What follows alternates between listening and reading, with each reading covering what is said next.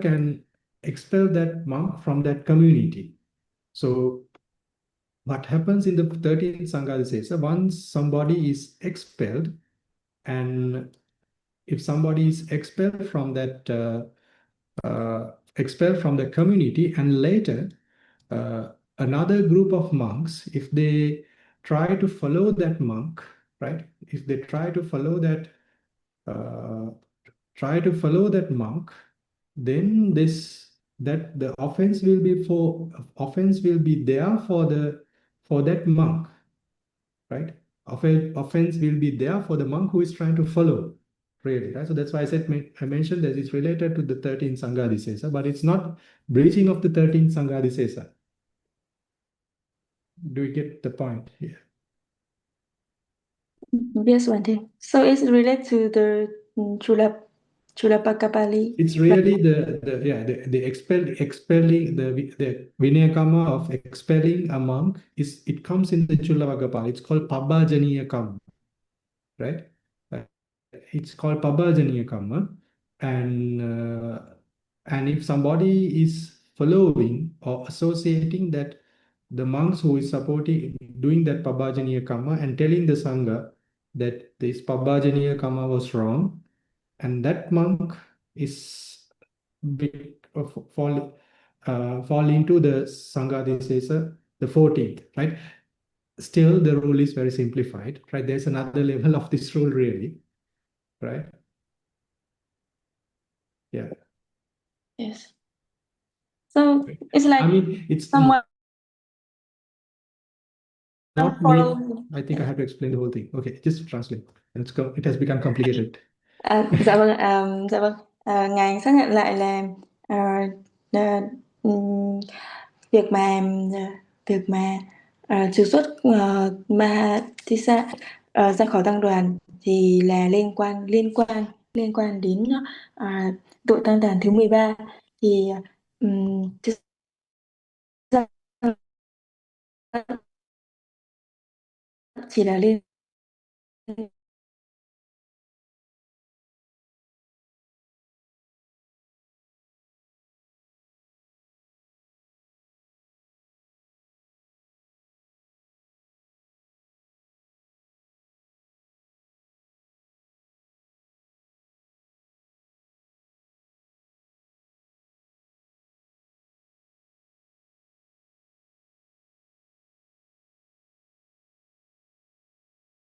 là vị ở đó sẽ phải trục xuất khỏi tăng đoàn.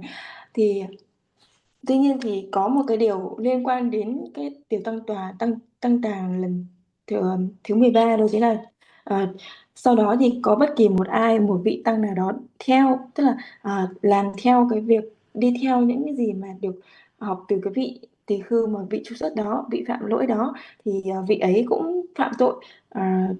Cái vị tỳ khưu mà đi theo vị tỳ khưu mà phạm tội trước đó ấy, vị phạm tội mà phải trục xuất ở tăng đoàn ấy, thì vị ấy cũng sẽ bị phạm tội.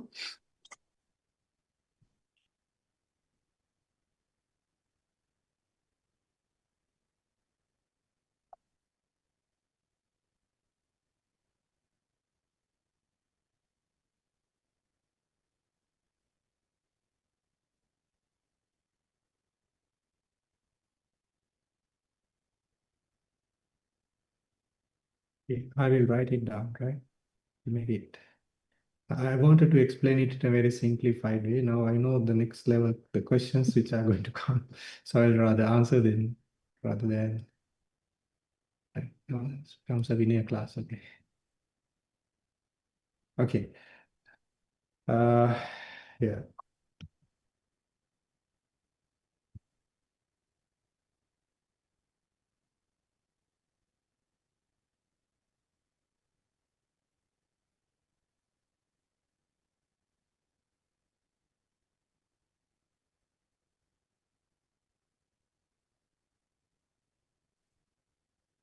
So this is step number 1. This is step number 2, right? Then the third one is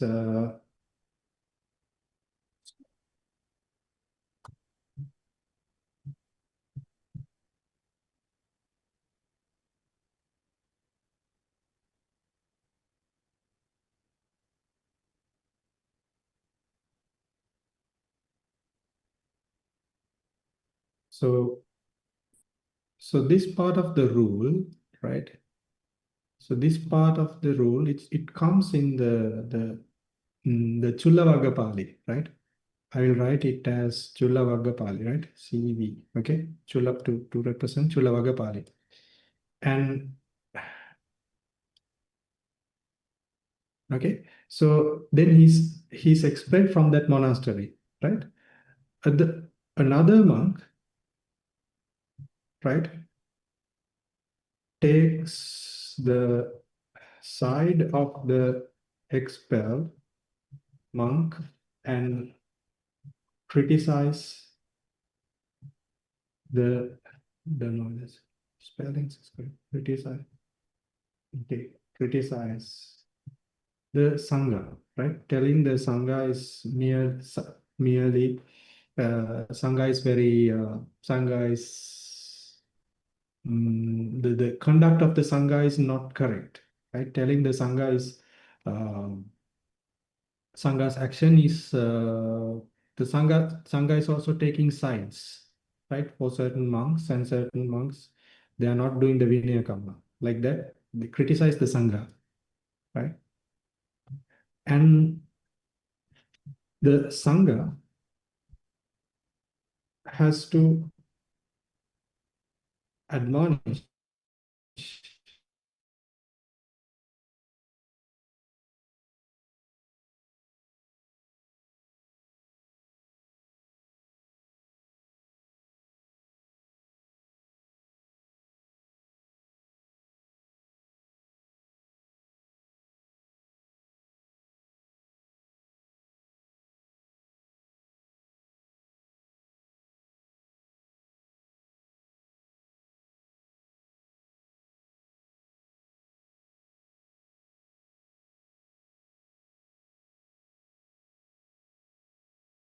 who was expelled from the Sangha has a right conduct. The Sangha can do a Vinaya Karma, right?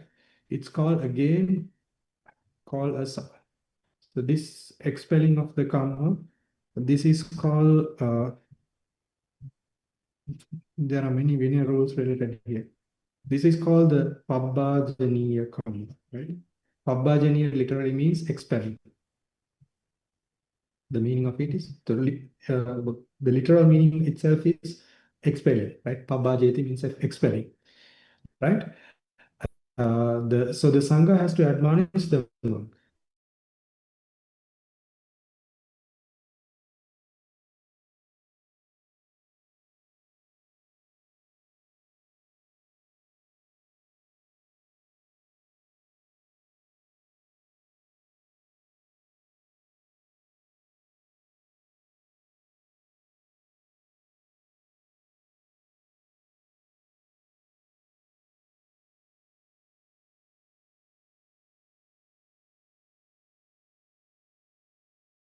Sima and do this Vinaya Karma.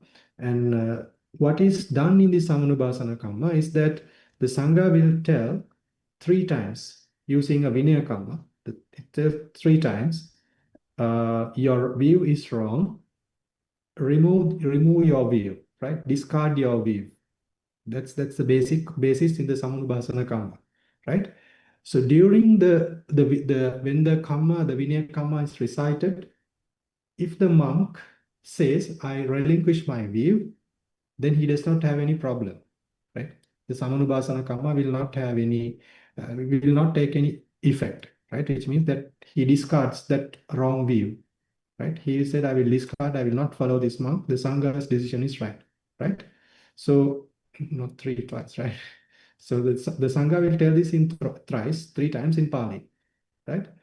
And if the Samanubhasana Karma reach the end, right? End of the Samanubhasana Karma,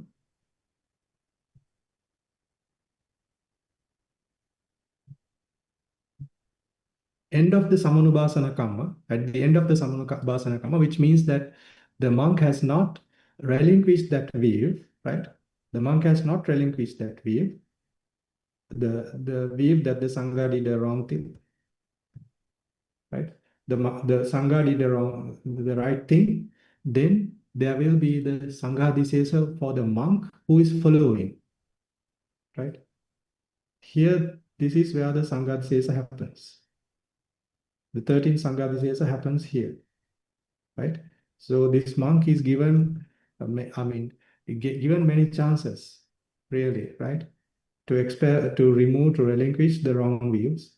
But later, if they still holds on to this view, then the Vinaya, there's a breach of Vinaya.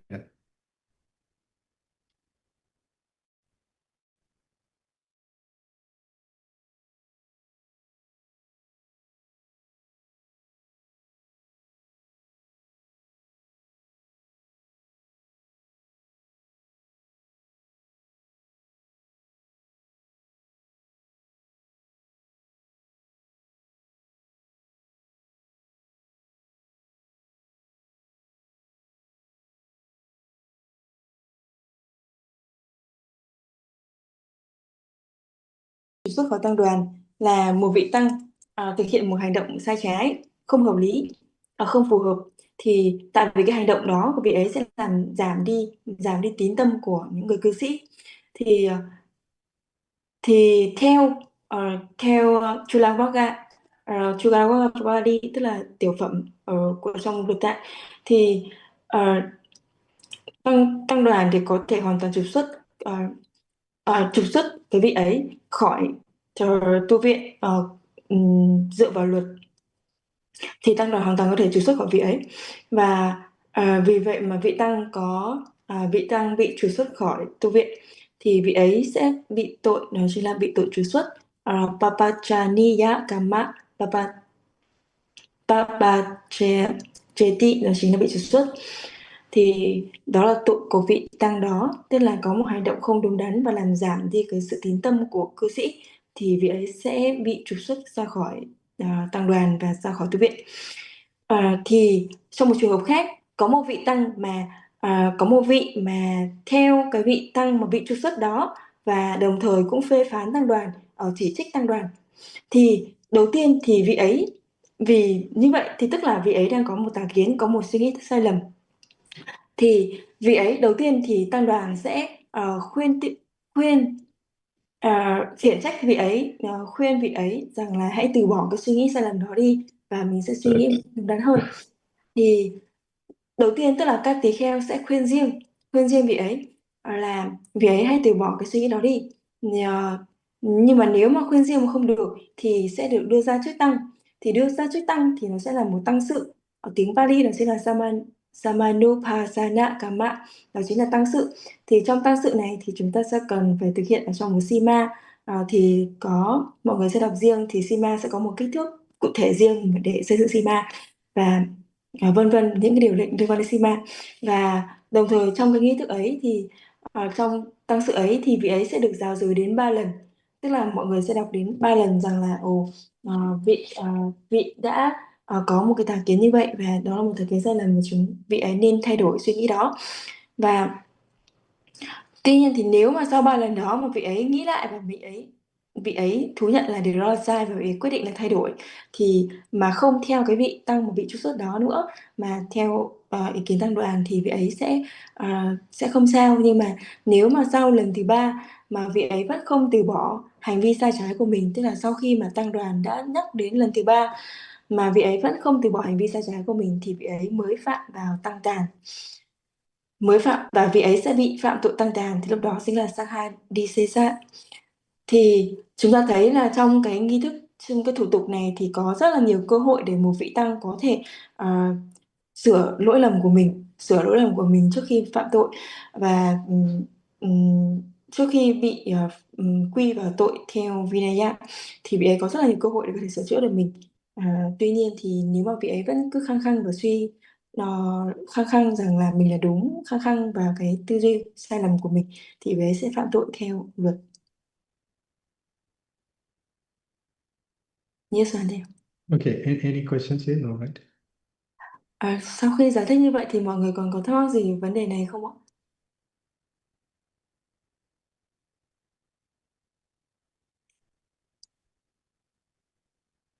Okay, yeah. Okay, I just explained, right? Because I know that you're curious on that. Anyway, Okay, okay, now we're moving to the next part, which is the writing of the Tipitaka, right? So this, we have to know this history a little bit, and then we learn about writing of the Tipitaka, right? So at this same period, the monks of the Mahavihara decided to commit the Buddha's teachings to writing, right? They are very clearly understood that this is not going to work out in the long term, right? When something goes wrong in the sasana, and this oral tradition of memorizing the Dhamma is not going to work in the long run. So they decided to write down the Tipitaka.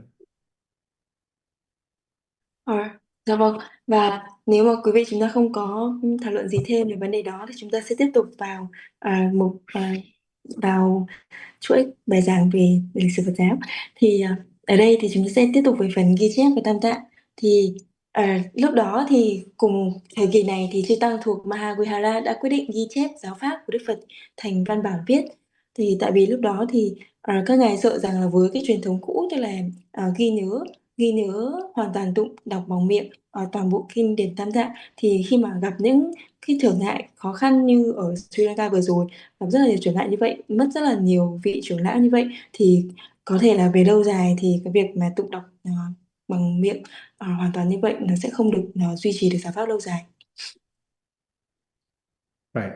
Then, until then, the Tipitaka has preserved solely through the oral transmission. The teachers memorized and recited the text. The students learned them by hearing and repetition. Right. This is how it was done, and it takes quite a long for some people to memorize the Dhamma. And some for it can do it very quickly, but it was a continuous practice that they did. Right. So it was a part of the process.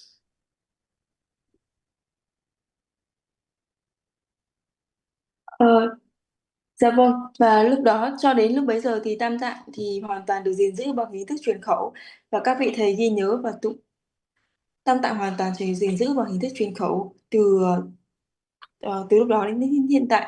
Và các vị trưởng lão thì luôn ghi nhớ và tụng đọc kinh văn hoàn toàn. Và các hàng đệ tử thì cũng học tập và thông qua việc lắng nghe và lặp lại hoàn toàn. Thì từ đó thì việc kinh điển đã được truyền thừa từ thế hệ này sang thế hệ khác.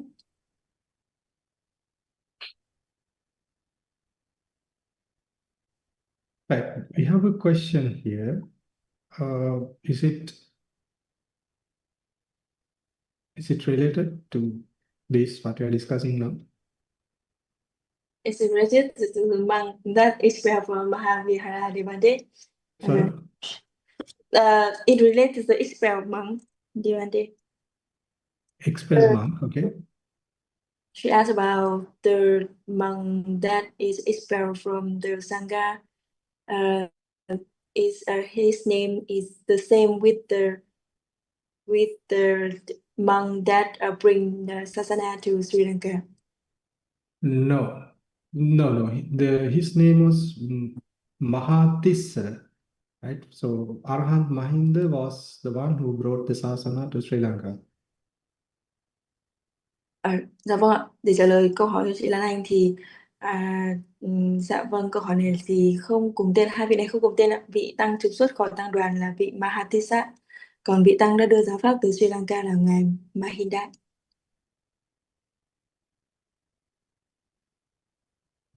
Okay. So yeah, okay. So according to the later sources, how many monks gathered here to writing down the Tipitaka? There were 500 monks. They assembled at a monastery called Aluvihara. In Pali, it's called Alokavihara. This is located not in the center, not in the heartland of the, in the capital at that time. So it's located in another province in Sri Lanka. So who did this? The Sangha, the 500 of them gathered, and it's known that in the tradition that these monks were Arahantas, and with the support of a local chieftain, they carried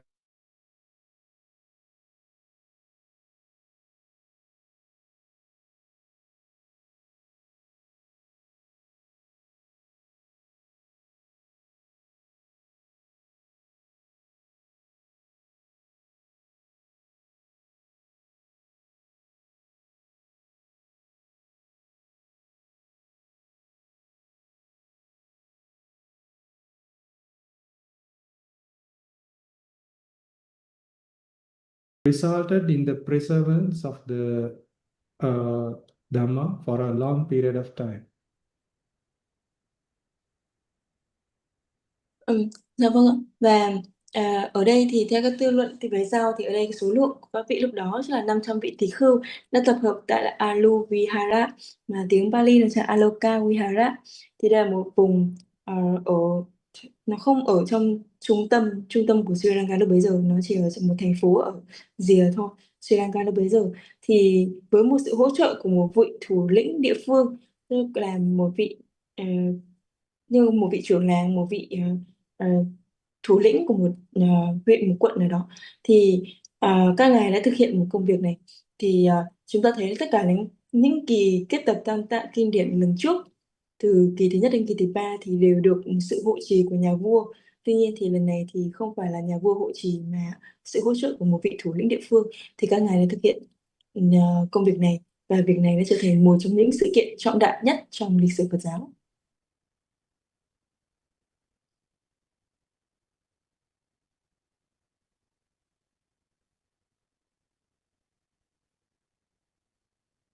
Okay, somebody has asked me to open the transcript. I don't know how to do it. If I stop, it says stopped transcription. I don't. And Ờ,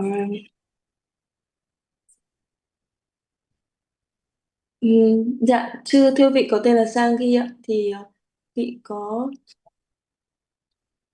vị có nói là sẽ open Sanskrit, thì Sanskrit thì thực tế là con cũng ờ, thì lúc đó con đã bật Sanskrit rồi, thì không biết đó là đó đã đạt được cái giải đáp với cái thắc mắc của bạn, của vị ấy không, của quý vị chưa, hay là quý vị cần gì nữa không?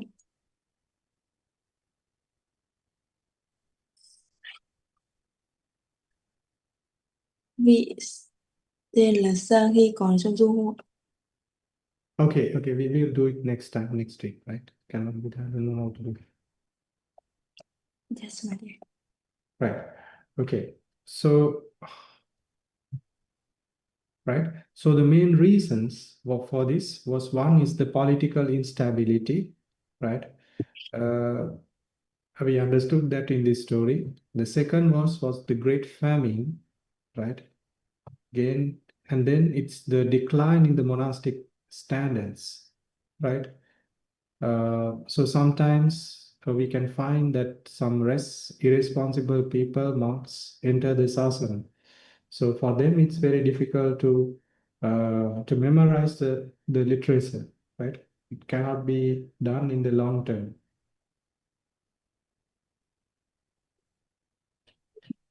Dạ vâng, và các nguyên nhân thì dẫn đến việc ghi chép kinh điển, thì ở đây tác giả sẽ liệt kê 4 nguyên nhân chính. Thứ nhất là vì tình hình chính trị rất là bất ổn lúc đó, vì có rất là nhiều cuộc xâm lăng và biến động chính trị làm gián đoạn đời sống tu học của tăng đoàn, và lúc đó nạn đó rất là lớn. Thì chúng ta thấy cái sự mong manh của việc bảo tồn kinh điển bằng truyền khẩu, vì nạn đói rất là lớn và rất là nhiều trưởng lão uyên bác thì viên tịch. Sau đó thì là sự suy giảm về tiêu chuẩn của tu tập. Đại sử cho thấy rằng một số người vô trách nhiệm và thiếu tận tâm đã gia nhập tăng đoàn. Vì vậy mà theo một tức là giáo pháp càng kéo dài lâu dài thì cái sự suy giảm về tiêu chuẩn tu tập sẽ càng dễ dàng nhiều hơn. Right. So the reasons for writing down the scriptures. Here we can understand the next one is the rise of the Abhayagiri, for the reasons for the writing down of the scriptures. So the emergence of a rival fraternity at Abhayagiri created an additional concern, right? Because the Dhamma can be memorized in a wrong way later on, right? To interpret certain things. And maybe during that period of time, the relationship between the king and the Mahavihara Sangha should have been a strained relationship with these two parties, right? So that might be the reason that a local patronage, the local ruler, the local chief was the patron for this one?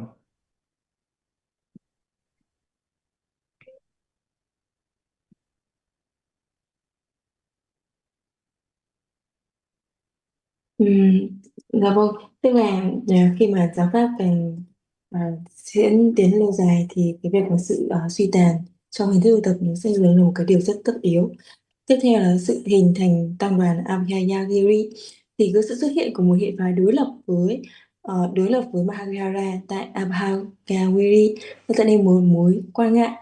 Chư tăng Mahayana có lẽ cảm thấy cần phải khẩn trương bảo vệ và lưu giữ truyền thống kinh điển của mình một cách độc lập.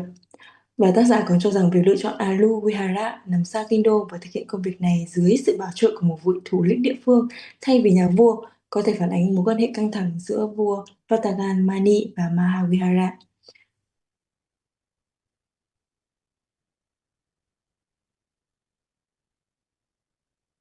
Mình biết rằng thế. Right. So it's not just decisive, not only for the Theravada Buddhism, but it helps the entire history of the Pali literature.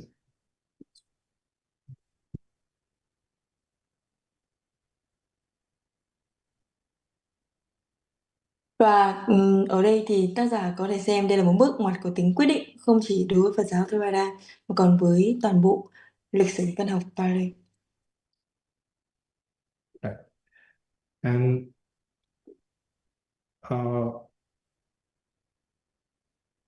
okay, so without this undertaking of these events, larger portions of the Tipitaka might have been lost. The later commentarial tradition could not have developed in the same way. Theravada Buddhism would have taken a very different course. We can understand these three very clearly, and to draw an example from these larger portions of the Tipitaka might have been lost.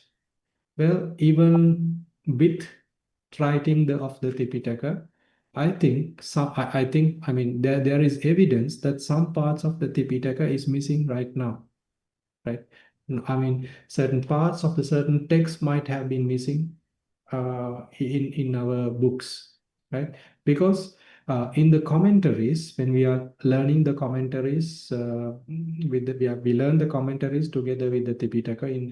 When we are learning them, the commentaries were the version of the commentaries that we are reading right now. It is written. I mean, that version is from the 8th century, after the passing away of the Buddha, 8 to maybe until the 8th to 11th century in Sri Lanka. Yeah, after the passing away of the Buddha, and in those commentaries, sometimes we see certain quotations, quotes, references to the Tipitaka, and those references are not there in those Tipitaka right now. Some of them, not everything, right? I would say, like, I have found this thing very much in the Abhidhamma commentary, right? And not in the Vinaya commentary, but in the Abhidhamma commentary, I find references for certain suttas given that this Pali is not evident nowadays. It means certain parts, even with the writing, have been lost, right? Because I mean, it's very clear the commentary, the person, the commentator, that person, that Bhante saw this Pali in the Tipitaka, right? But later it has been missed throughout the generations, might have been missed when the books were written down from one generation to another generation, right? In certain periods, the books may have been damaged, right? So it happened in like that. Dạ vâng. Và thì nếu mà không có công trình này thì nhiều phần quan trọng của Tam Tạng Tipitaka đã có thể bị thất truyền. Thì thực tế thì ngài nghĩ rằng là một số công trình, một số phần của Tam Tạng cho đến hiện tại đã bị thất truyền, có thể là do một số cuốn sách nó bị hỏng, nó bị nhàu nát, nó bị mục nát sau một thời gian chẳng hạn. Tại vì khi mà ngài nghiên cứu về kinh điển, về chú giải, thì trong chú giải thì sẽ có một số phần được nhắc đến là có trích dẫn từ một đoạn trong kinh điển, nhưng mà khi mà đối chiếu lại với kinh điển thì lại không tìm thấy cái đoạn đó được nhắc đến ở trong chú giải. Và phần này thì Ngài thường thấy ở trong chú giải của vi diệu pháp. Chú giải tạng luật thì hầu như là cũng rất là ít thấy, nhưng mà chú giải vi diệu pháp thì cũng có những cái trường hợp như vậy. Tức là có thể thì chúng ta hiện tại cũng đã bị thất truyền một số phần của tam tạng rồi. Và đồng thời thì truyền thống chú giải cũng về sau cũng có thể phát triển theo cùng một hướng, khi mà chúng ta có một công trình về viết viết viết viết kinh tạng, và Phật giáo Theravada thì có lẽ đã đi theo một lộ trình hoàn toàn khác nếu mà chúng ta không có công trình này. Yes or no?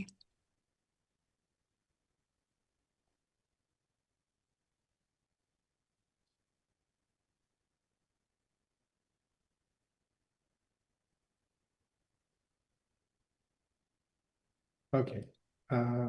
Next one is okay. Yeah, I understand.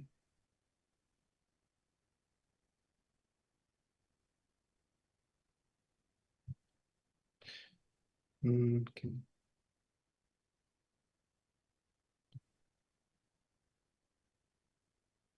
It's pretty much the same thing just explained here, right? Okay, so that's all that I prepared for this evening's discussion. So we can move into the questions. Dạ vâng. Và những phần sau là chúng ta sẽ học tiếp ở tuần sau. Thì bây giờ chúng ta sẽ dành thời gian để cho trả lời các câu hỏi ạ. Thì không biết là quý vị có bất kỳ câu hỏi nào trong những phần chúng ta vừa trao đổi, hoặc là bất kỳ câu hỏi nào về pháp học võ hành, quý vị có thể đặt câu hỏi.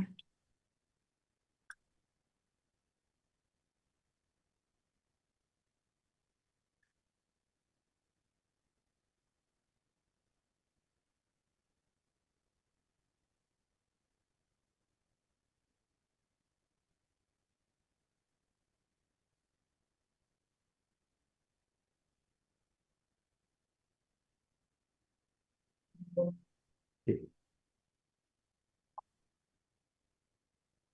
Mời chị anh Nguyễn.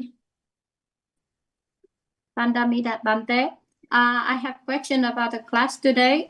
It's related to, you mentioned in the scout monk was related to the losing the belief, the faith of the lay people. So you mentioned that there are many factors because it was mentioned that having close what's that relationship with the lay families. Can you kind of explain more what kind of action is considered to be like, affect the belief of the lay people? Okay.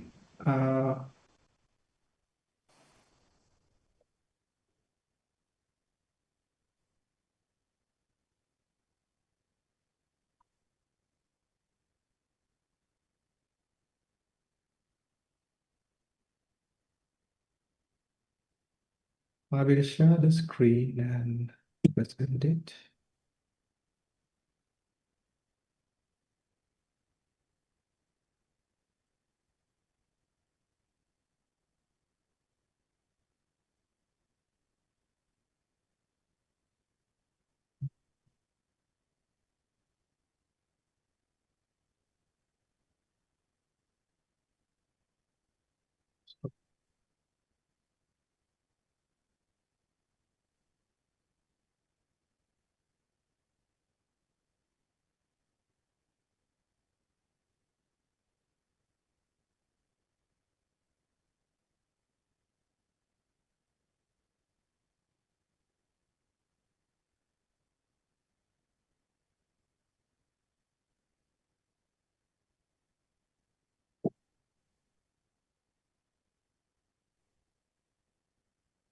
Okay, will I search this English translation? Can somebody, if there are any questions, we can answer that questions. Well, I don't know what's wrong here.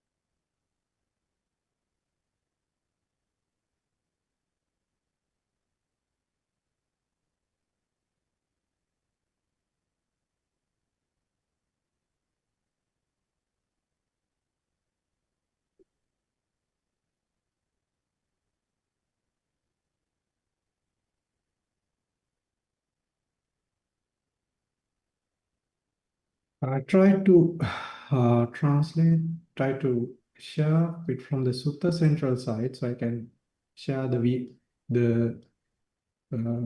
this side, but it's not working, right? It should come here, but it's not working. Anyway, I will share the English book, right? I have never read and opened this book. So,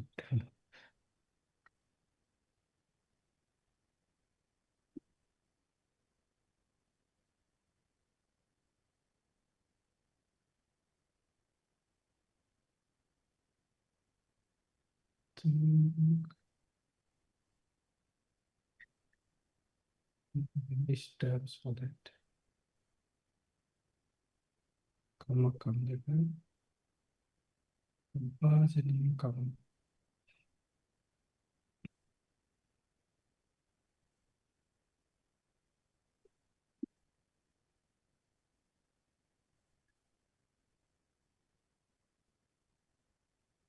Shall we answer another question till I find this thing? I think I kind of Google myself. There is the sutta called Kula Dusaka. I read that, and it will mention about those kind of behavior, like they were dancing, they were. Yes. There is a sutta, right? I don't know. Yes. I don't know. I just Googled. I don't know if it's related. It have kind of Yes. this Maybe, same context. maybe that sutta should explain.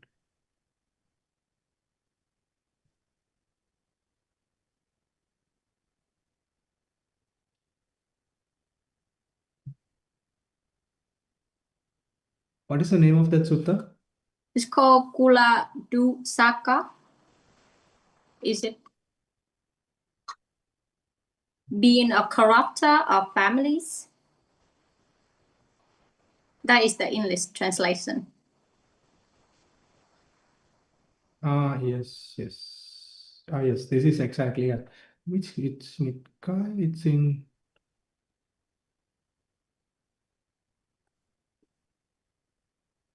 Oh, this is not a sutta, this comes in the Sanghadisesa. Oh, I forgot, this comes in the Sanghadisesa itself.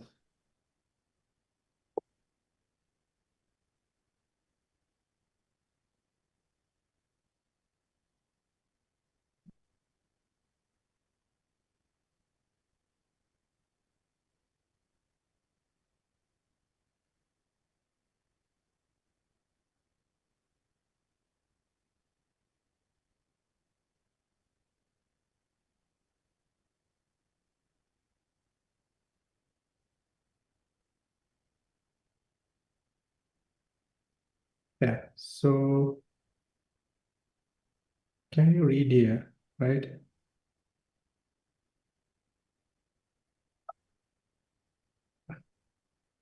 You know the translate. Right.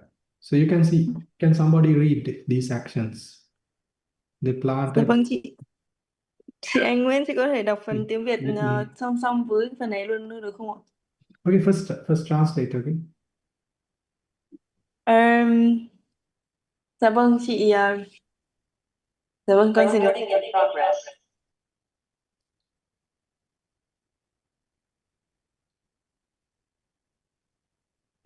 Dạ vâng, con xin được dịch một cách tóm tắt từ đầu đến cuối, tức là chị Anh Nguyễn có một câu hỏi rằng là những cái hành động của một người mà hành động không hợp lý của một người không phù hợp với một vị tỳ khưu đối với một cư sĩ làm giảm tín tâm ở nơi cư sĩ đó là cụ thể là như thế nào, thì ngài có trích dẫn ở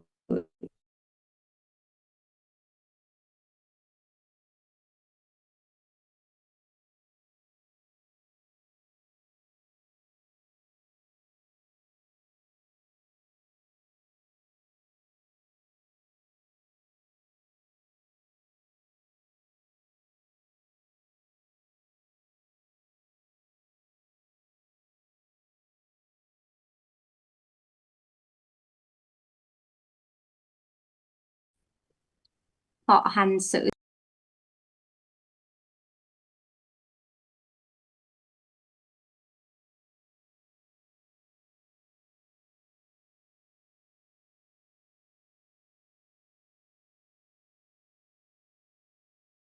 Recording in progress.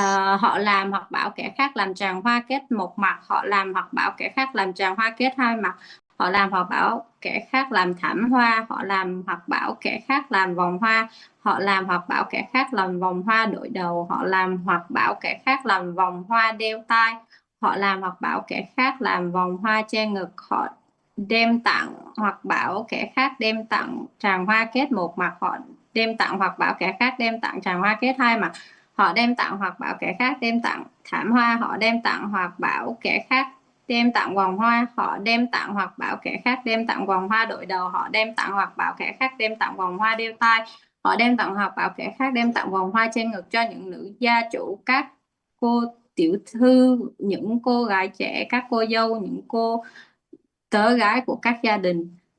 Rồi, ok chị. Yes, Right? Finish. Is it finished? Okay, done. Okay, so these are these actions, but I mean, this in the commentary it explains about the details on that, right? So I mean, it says in the first part, it says they planted flowering trees, right? It's not about planting flowering trees really. It's mentioned that they plant these flowering trees and they flower it and they watered and pluck them and they make garlands and tie them together and they give it to the lay people for their things, right? To do their stuff like that, right? So it was like that, not just merely planting trees, right? Planting flowering trees. So there are similar kind of, if there are similar kind of conducts, then they can this Vinaya Kamma can be done. Pabbajaniya Kamma can be done, right? There are many things here.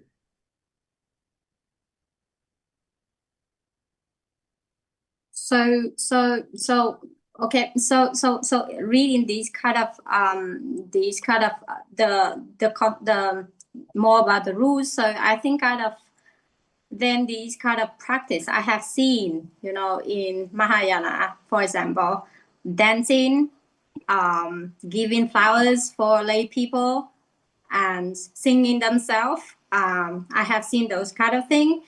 But so is that like kind of no? So there is, I understand there is the split of the Mahayana and from the original. So this, it means like, so according to Vinaya, then those Mahayana doing those kind of activity, then they should then be like part of the Sangha, or I mean, in the from a Theravada point of view, we do not consider the Mahayana as the Sangha, no? Now, because the lineage, we don't know, we are not sure about the lineage and how the lineage should be transferred and all. Those are very clearly mentioned in our Theravada scriptures. So, I mean, even from the Pali scriptures, we can find, right? That has not been there now in the Mahayana nowadays, right? But certain rules, certain practices are quite similar as in the Tipitaka. Some of them I have heard, but not everything of them, right? So in general, we do not consider them the Mahayana groups as Sangha because the lineage is not there with them.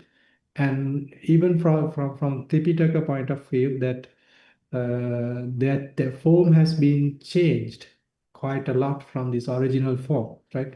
Say, for example, say,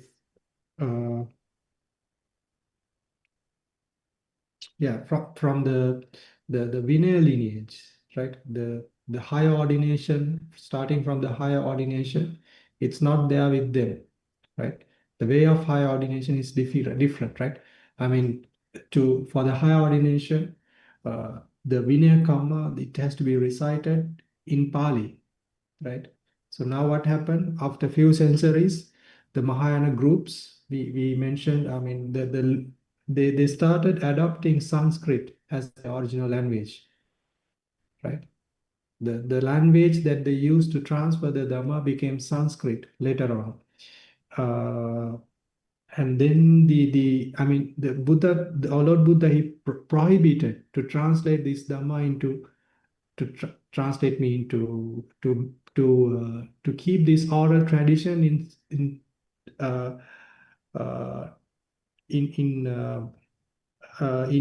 it should be in Pali. It cannot be transferred in another language. So they change everything. And later, the Mahayana now, even the Mahayana that we see nowadays, it does not have even the Sanskrit with them too, right? Because later it was brought to China. In the China, it was translated into Chinese. And it's pretty much a Chinese kind of a Buddhist lineage that we see as the Mahayana, right? So it's Yes. very far away from the original teaching. I have heard, I have kind of know that one rule is that for lay people or kind of a karma behavior, if kind of you kind of scold someone who doing, you know, they are living their noble life, and then we kind of criticize them. And in this case, when I kind of see a monk like from Mahayana, or it doesn't mean that a Theravada monk ultimately they are doing good, but I mean, when I see these kind of activities, then I kind of have kind of, you know, unwholesome mind toward them and then criticize. And it's just like I create very bad karma because I prevent them from they are doing their noble life. Yes, I understand. Yeah. But I just want to ask you a kind of like advice, like what to kind of the attitude toward these kind of seeing those things. Yes. What I do is that, see now these people, these Mahayana monks, especially the followers I have met, they're very good people, right? In terms of their heart, mostly they're very kind and generous and gentle people, more than the Theravada people. I don't know what's wrong with the Theravada people. The Theravada people are quite arrogant, right? And you don't see that part in the Mahayana people, right? If I mean, there are two ends of it. The Theravada people are arrogant, and from a Theravada, it's not fair. I'm stating that, right? So the Mahayana people might sound little bit, with less wisdom. That's what I can see, right? It's not right to say in that way as a Theravada monk, but I feel so. Like they find following something. It's like, if you want water, if you squeeze if you squeeze sand, you cannot take water out of it, right? So it's, for me, it's like that. I see them as like that. They're doing something which is not going to give many good results, right? So that's what I see. But again, when I have know this for a very fact that there are monks, right, especially from, I think, from Vietnam and also from China too, that these Mahayana monks, they started to meditate the Theravada methods. They practice very well the jhanas and all, then became Theravada. So which means that for them to meditate, I think it's quite easy because they have these gentle hearts, right? So, but for the Theravada people, it's not like that. So when I see them and when I associate them, I see them as good people, right? Good, kind-hearted people, and especially with the ordained people, right? Whatever it is that they are doing, they have taken the ordination, renounced their lay life, right? They have renounced their lay life because of the Buddha, our Lord Buddha, right? So that person, if that person is following the Lord Buddha, then you should have a lot of saddha on that, lot of faith on the Buddha than an average person, right? To give up everything, even though the conduct is not very proper, to give up everything and take the ordination and live that life according to that Mahayana rules, whatever it is. So they are practicing something good, right? And obviously that practice becomes a parami too, right? Because they're practicing it behalf of the Buddha, and they're protecting some kind of sila, right? Refraining from many bad things that the lay people are doing, right? And also they practice meditation too, some of them, right? And that conduct is beneficial for them. So I'm not I do not have any I do not have much unwholesome thoughts because when I see them, because of the way that I'm thinking about them. So maybe Thank it's a you, good Phan. approach, right? Not to have, things. This is a good person, and maybe the conduct is not wrong according to the scriptures, but we are not thinking about it, right? We're not going to think about it. We can see the good side of that person and the conduct. Thank you, Bante. Yes, shall you translate? Yeah, I will ask if she can translate. Chị Thảo, chị có dịch cho mọi người không, hay là em tóm tắt lại cho mọi người ạ? Chị có để em dịch lại cho mọi người. Yeah, thank you. Sadhu. Dạ vâng, và chúng ta đang thảo luận về vấn đề là các hành động nào là không phù hợp đối với một vị tăng, đối với cư sĩ. Thì chúng ta vừa đọc một đoạn trong một bài kinh, nó có rất là nhiều cái hành động khác, nhưng mà ở đây thì chúng ta cũng không phải là chỉ đơn giản một hành động trồng cây. Nó là một hành động mà một vị tăng trồng một cái cây, tưới một cái nước, thăm cái xong cái cây đó lớn, rồi cây đó nở hoa, rồi mang hoa đó để đi tặng một người cư sĩ. Thì đó là những hành động mà không phù hợp đối với một vị tăng, để làm giảm cái sự tín tâm nơi một cư sĩ. Và rất là nhiều cái trường hợp khác, những cái hành động khác được nêu ra trong bài kinh này ở phía dưới. Thì đó là cách mà được gọi là một hành động mà không phù hợp đối với một vị tăng, khi mà hành động vì đấy là không phù hợp và làm giảm tín tâm nơi một người cư sĩ. Thì như vậy thì có một câu hỏi đặt ra rằng là có rất là nhiều vị tỳ khưu mà theo trường phái Mahayana mà có thể có những hành động như vậy, thì chúng ta nên có một thái độ như thế nào? Họ có được coi là một người trong tăng đoàn hay không? Thì nếu mà đúng theo cái góc độ của THERAVADA thì các vị tỳ khưu theo trường phái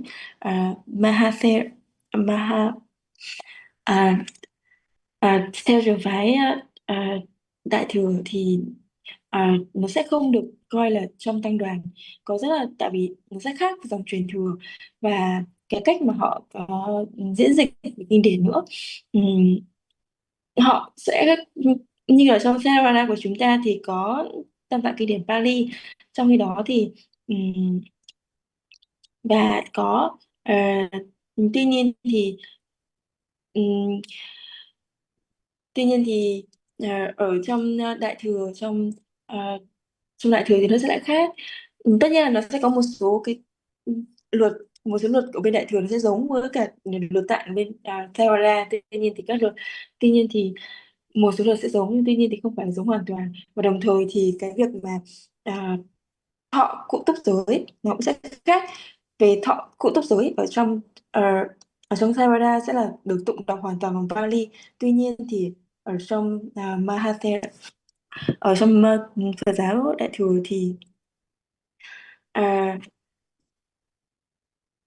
thì nó sẽ không ở trong Pali hoàn toàn, mà họ sẽ biến tấu từ cái ngôn ngữ gốc thành tiếng Sanskrit. Thì một số người thì trong thọ túc giới thì họ sẽ dùng ngôn ngữ của Sanskrit, mà trong khi đó thì Đức Phật hoàn toàn cấm việc là chúng ta sẽ, hoặc là hoàn toàn không khuyến khích việc mà chúng ta chuyển ngôn ngữ từ Pali sang Sanskrit khi mà giảng dịch kinh tạng, nên là ngài hoàn toàn cấm điều đó, không nên diễn giải điều đó, nên là chỉ có duy nhất tiếng Pali là nên được dùng mà thôi.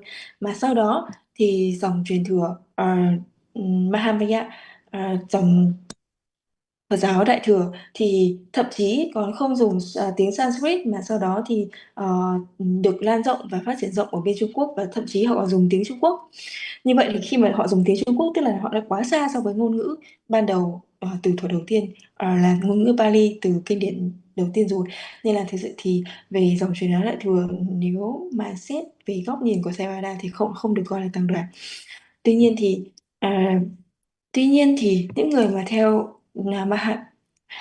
những người theo truyền thống đại thừa thì bản thân tâm của họ rất là tốt. Họ đã có một cái thái độ là họ đã muốn từ bỏ gia đình để xuất gia theo giáo pháp của Đức Phật. Họ đã có những hành động tốt. Họ đã giữ giới, họ ý là họ giữ giới, họ đã làm được nhiều việc tốt hơn những người ở bên ngoài kia rất là nhiều.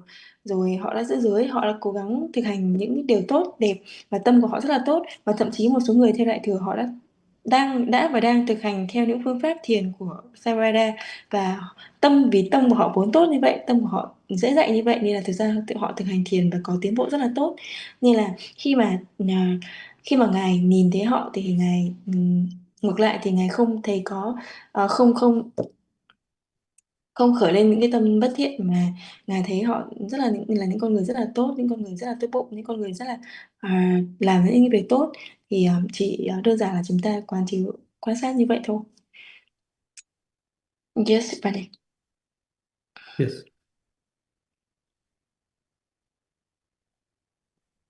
Yes. So is that all?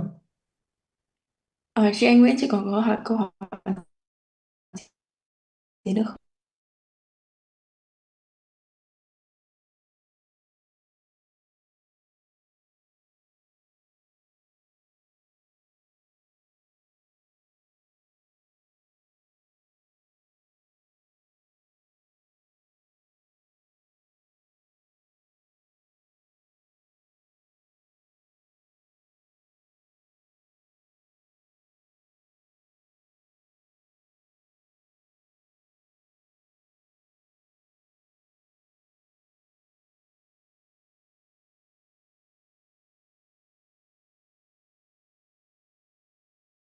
To Recording in amend his progress. fault rather than being permanently expelled from the Sangha. Yes, the one who commits the Sanghadisesa is not expelled from the Sangha, right? He's not expelled from the Sangha, but he merely commits a Sanghadisesa offense, right? Number one. Number two, about the Pabbajaniya Karma, it's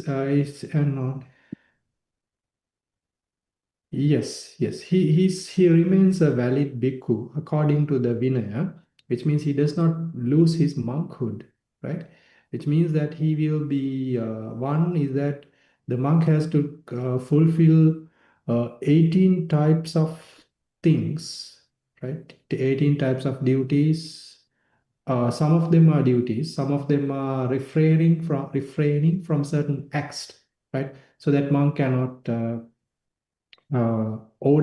give the higher ordination to monks. He cannot become a teacher as the Nisaya teacher. Right? There's something called Nisaya teacher, which means that he's the monk who is overlooking the students according to Vinaya.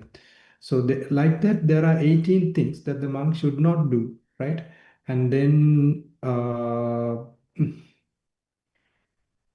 there are 18 things. I don't remember them all, right? Let me check.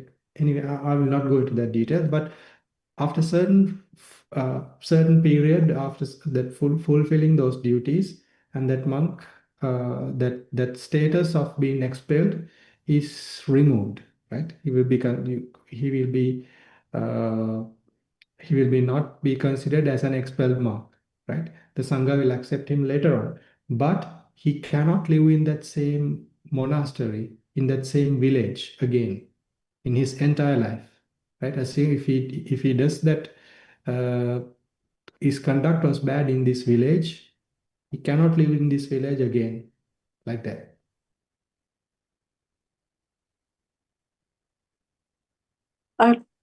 So do I understand the expelled monk can come back to be Once he fulfilled his duties, right? Fulfilled his duties, he will be accepted to the Sangha again as a normal monk, right? But he cannot live in the same monastery. Assume he did this in this village that I live. He cannot come and live in this monastery and in this village. He has to go to another village. But what do you mean by fulfill his duties? Fulfill. Fulfill. Okay, fulfill his duty.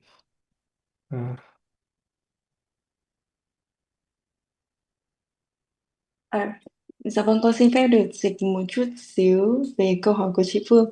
Thì câu đầu tiên đó chính là về tội tăng tàn. Thì vị tỳ kheo phạm tội tăng tàn thì ở cuối sơ đồ lúc đầu á, thì lúc mà chúng ta giải thích về về vấn đề này thì vị ấy sẽ trải qua một thời gian chịu phạt biệt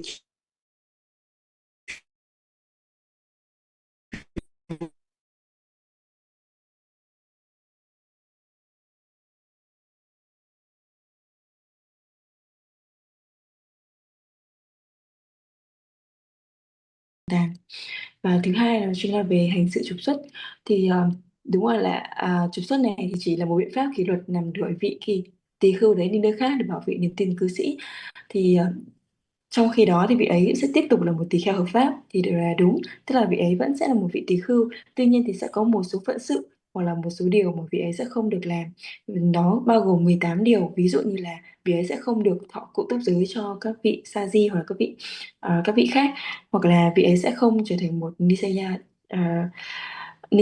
teacher, tức là một vị giáo thọ sư giảng dạy. Và rất là nhiều khác nữa, thì sẽ có một số giới hạn đối với vị ấy.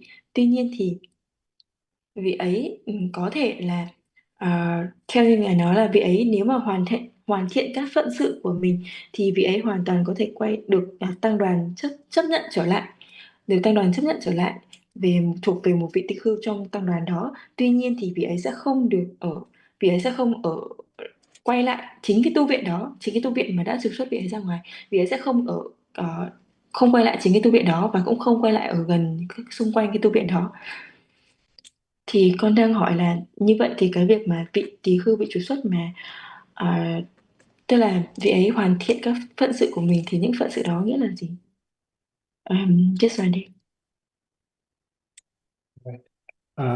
So I will tell, I mean, there are 18 of them, and some of them are related to other Vinaya rules and other Vinaya karma. Some of them, I'm not going to explain all of them, right? Yes. Because then it's going to be a very complicated Vinaya lesson. It will take another 2 hours for me to explain some of them.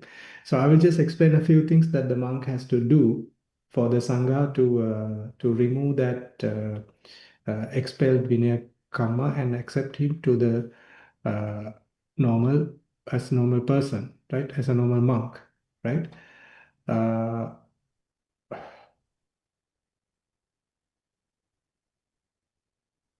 right? So he cannot give the higher ordination, cannot be a Nissa teacher, he cannot ordain the new Samaneras, he cannot accept the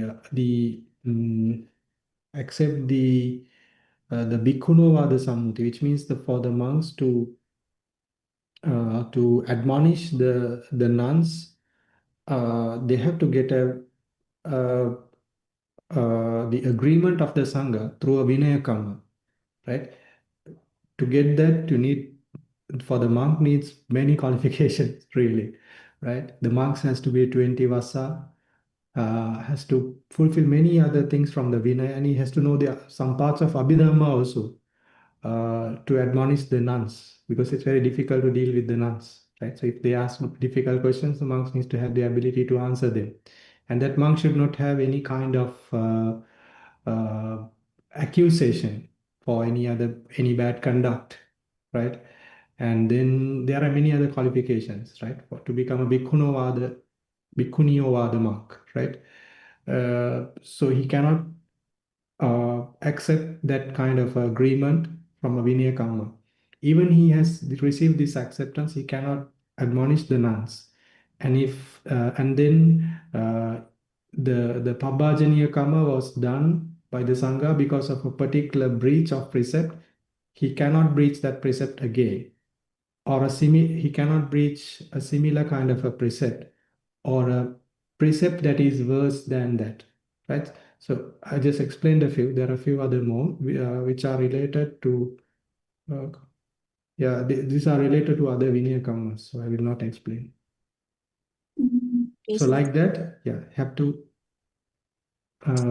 follow those rules, and once it's done, that he will be accepted to the Sangha. So it must have a time, yes, a duration. It does not have a particular duration, right? It's not specifically mentioned But the problem here is that now when these kind of restrictions are imposed on the person, right? And if they are following, if they want to become a monk, then slowly their mind may change, right? It may change, and if they are not, then they will be kind of leaving the monastery and leaving the place like that, right? They will automatically be removed from the society like that. So yeah, it's like that.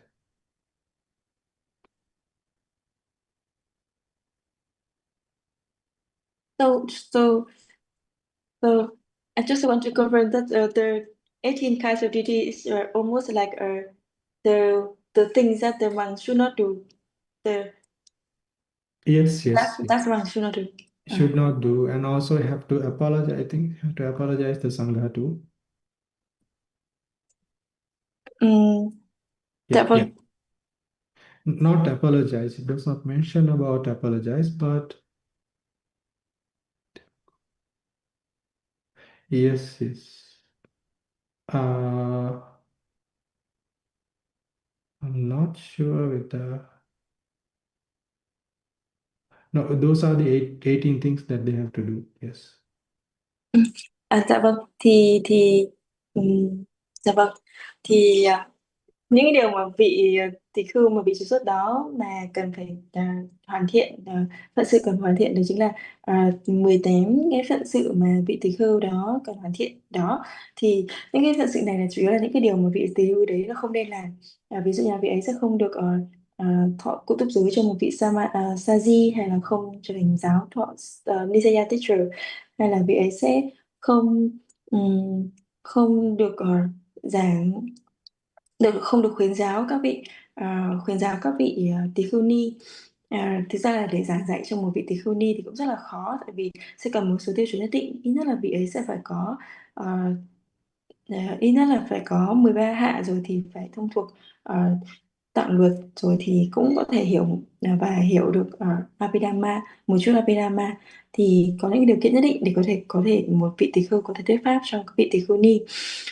Thì vị ấy sẽ không không được có một số việc như vậy, một số vị ấy sẽ không được thuyết giảng cho vị tỳ khưu ni, hoặc là vị ấy sẽ, hoặc là nếu mà vị ấy trục xuất do việc phạm một giới nào đó, thì vị ấy sẽ phải không được phạm giới đó lần nữa, tức là không được phép phạm giới đó một lần nào nữa. Hoặc là hay là vị ấy sẽ không bị phê phán bởi là có một hành động sai trái nào nữa. Thì tức là tổng cộng có 18 điều. Tuy nhiên thì ngài cũng không muốn đi quá sâu về phần này, vì nếu mà giảng chi tiết thì có thể giảng tận 2 tiếng hoặc là 3 tiếng. Thì khi một vị tỳ khưu có thể hoàn thiện được hết tất cả những cái phần này, những phận sự này, thì tăng đoàn có thể chấp nhận lại vị ấy quay trở lại với tăng đoàn, chỉ là sẽ không được vào tăng đoàn của chính cái tu viện mà đã trục xuất vị ấy ra ngoài. Yeah, I have a document which I have prepared some times ago about these 3 types of qualifications of a monk. I will share it with you if you. It's in English, of course. You can translate it, and because I prepared this for a question that I think somebody asked me. I don't remember. Dạ vâng, giờ cần có một cái tài liệu về việc có 3 dạng vâng, có 3 dạng chất lượng về 3 dạng về tỷ khưu các loại. Thì phần này thì đây là một tài liệu mà ngài soạn do trả lời một câu hỏi nào đó của các vị sa di hoặc là các vị mà đã từng hỏi ngài. Thì tài liệu này bằng tiếng Anh và quý vị có thể tham khảo thêm.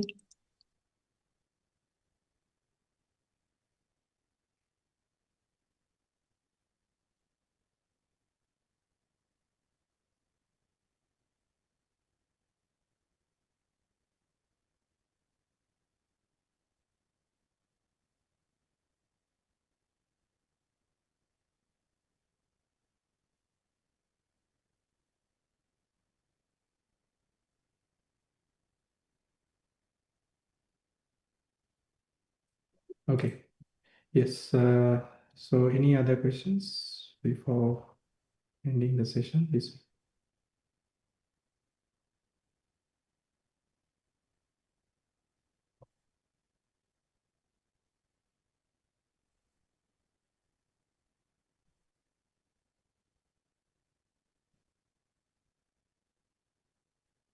Devante, we have a question. Oh, one question, yes. One of 10 parami is renunciation. Does the renunciation need to happen in Theravada or it can happen in any religion?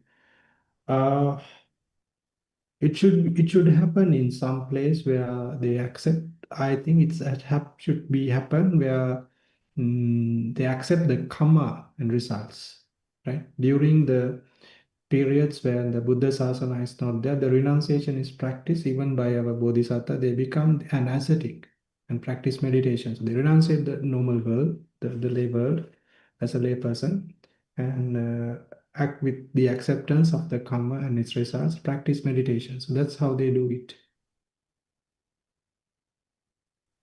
Dạ vâng, có một câu hỏi nữa là trong 10 pháp Ba-la-mật thì có một pháp là xuất ly Ba-la-mật, xuất gia Ba-la-mật.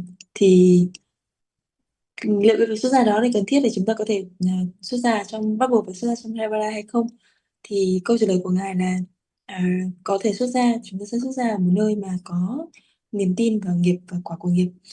Tại vì những cái thời mà không có Đức Phật xuất hiện thì một người có thể hoàn toàn tu tập được xuất gia Ba-la-mật bởi việc xuất gia ở những nơi mà có niềm tin vào nghiệp và quả của nghiệp.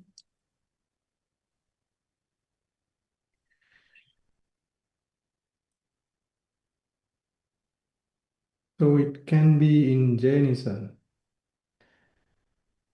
It can, but I think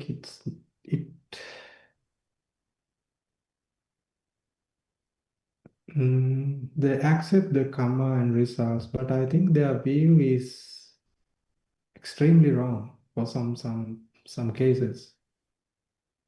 I'm not a special. I don't know much about this Jainism, right?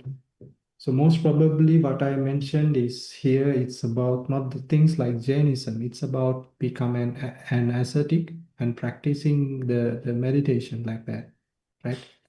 For the Jainism also, I think they can practice the jhanas too. To a certain extent, they can practice. Still, it counts. It counts as it may be, I mean, in a very indirect way, it can support them to attain Nibbana, but the view is not right. The viewpoint is not right. Because say now how it will help is that assume somebody because of a bad karma takes the Jainism and then renounce and practice meditation, the samatha they practice, especially the samatha meditation, right? And then if the good karma appear in that person, maybe in the next life, they start meditating, right? Assume that they start practicing the Buddhism again for some reason. So the practice they had in the previous life is definitely going to help. The jhanas they attain in the previous life is going to help them to gain more parami in the following life. It can happen like that.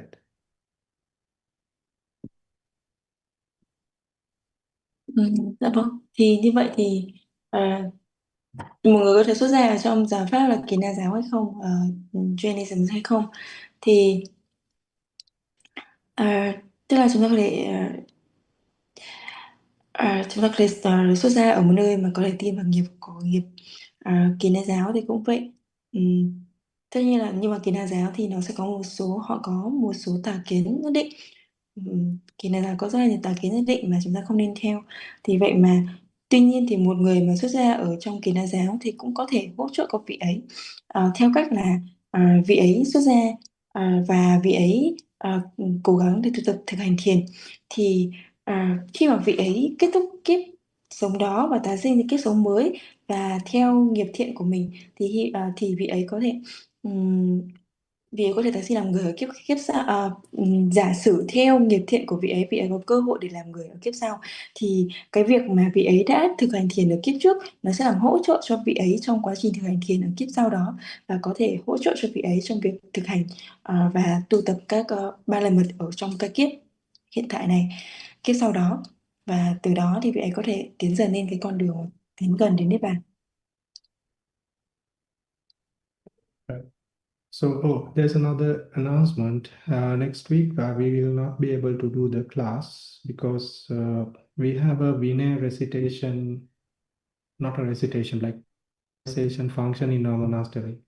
That many monks from other monasteries will come to our monastery, and for 2 days we will have they will recite the Vinaya, and also I think there's a Vinaya discussion too among the monks, so I have to participate in these things, and so we won't be able to do the class, right? Sa đu. Yes, Wendy. Dạ vâng, và lớp học của chúng ta sẽ được nghỉ vào tuần sau do Ngài bận phận sự. Và chùa Ngài thì 2 ngày cuối tuần sau sẽ có rất là nhiều vị tăng nơi khác tới và sẽ cùng nhau tụng đọc Vinaya, và sẽ có một buổi thảo luận về thảo luận về Vinaya luôn, nên là Ngài sẽ không thể tham dự vào lớp học của tuần sau. Chúng ta sẽ gặp nhau vào tuần sau nữa. Chắc là chúng ta sẽ kết thúc lớp học ở đây. Nếu mọi người có bất kỳ câu hỏi nào thì có thể gửi cho ban tổ chức, chúng con sẽ gửi lại Ngài. Yes, Vande, so we can conclude the class today. So we would like you to guide us on sharing merits. Okay, so okay, so first we share the merits with the deities. So the merits we accumulated by learning, by teaching, translating, preparing the slides, discussion, and many other activities. May all these karma we share with the deities. May they rejoice on our merits, and may they be very blissful, and may it be a supportive factor for them to attain Nibbana too, and may they protect us too in our conduct. Dạ vâng, và đầu tiên thì chúng ta chia phước thiện với các vị chư thiên, phước thiện về cho chúng ta quy bộ giới, chúng ta phước thiện về nghe pháp, chúng ta phước thiện giảng pháp, phước thiện dịch pháp, phước thiện trao đổi pháp, đàm luận pháp, và rất là nhiều phước thiện kèm theo đó. Thì hy vọng các vị thiên chúng ta sẽ cùng nhau hoan hỷ với những phước này, và xin hãy hộ trì giảng pháp lâu dài, và hộ trì của chúng con có được sự tinh tấn và tấn hóa trong giáo pháp. Akasattha ca bhummattha devanaga mahiddhika punyantang anumoditva chirang rakhantu sasanang. Akasattha ca bhummattha devanaga mahiddhika punyantang anumoditva chirang rakhantu desanang. Akasattha ca bhummattha devanaga mahiddhika punyantang anumoditva chirang rakhantu mang parang. Ida will share merits with the deceased relatives, our ancestors. May they rejoice on our merits, and may it be a supportive factor for them to attain Nibbana. Dạ vâng, và chúng ta chia phước thiện này đối với thân bằng quyến thuộc của chúng ta, nguyện cho họ hoan hỷ những phước thiện này, và nhờ cái sự đó thì họ làm duyên của họ giúp có cuộc sống hạnh phúc bình an và đến Niết Bàn. Idammi ñātīnaṁ hotu sukhitā hontu ñātayo. Idammi ñātīnaṁ hotu sukhitā hontu ñātayo. Idammi ñātīnaṁ hotu sukhitā hontu ñātayo. We make a wish that we attain, until we attain Nibbana, to have the association of the righteous friend, and not to have the association of the ignorant. Và chúng ta có một điều ước do cái phước thiện đã tạo thì nguyện cho đến khi Niết Bàn thì nguyện sẽ không gặp kẻ ngu và luôn thân cận các bậc hiền trí. Imina punya kammena mame bala samagamu satam samagamu hotu yava nibbana patteya. Also we share merits with all the beings and make a wish that we attain Nibbana from this karma. Và chúng ta có chia sẻ phước thiện này đối với tất cả chúng sinh, nguyện cho tất cả các chúng sinh những phước thiện này đừng đều như có thể. Idamme punyang savakaya vahang hotu. Idamme punyang nibbanassa pacayo hotu. Mama punya bhagang sabba sattanang bhajemi. Te sabbe mi samang punya bhagang labhantu. Buddha sasanang chirang tithatu. Buddha sasanang chirang tithatu. Buddha sasanang chirang tithatu. Sadhu, sadhu, sadhu. Sadhu, sadhu, sadhu. This democracy discourse has come to an end. So, on behalf of organizing team, thank you so much, Pandey, for guiding us and on this discourse and right understanding of Dhamma studying and serve as a reason for practice Dhamma leading toward the realization of Nibbana. And we respectfully wish Bhante and all members of assembly good health and lasting peace and joy. Thank you so much, Bhante. Sadhu, sadhu, sukhi hotu. Nibbana samachayatu. Thank you so much, Bhante. Sadhu, sadhu, Thank you, sadhu, Bhante. Xin cảm ơn bạn tổ chức ạ. Sadhu, sadhu, sadhu, sadhu. Sadhu, Thank you. sadhu, sadhu. Thank you, Evan. Sadhu, sadhu, sadhu.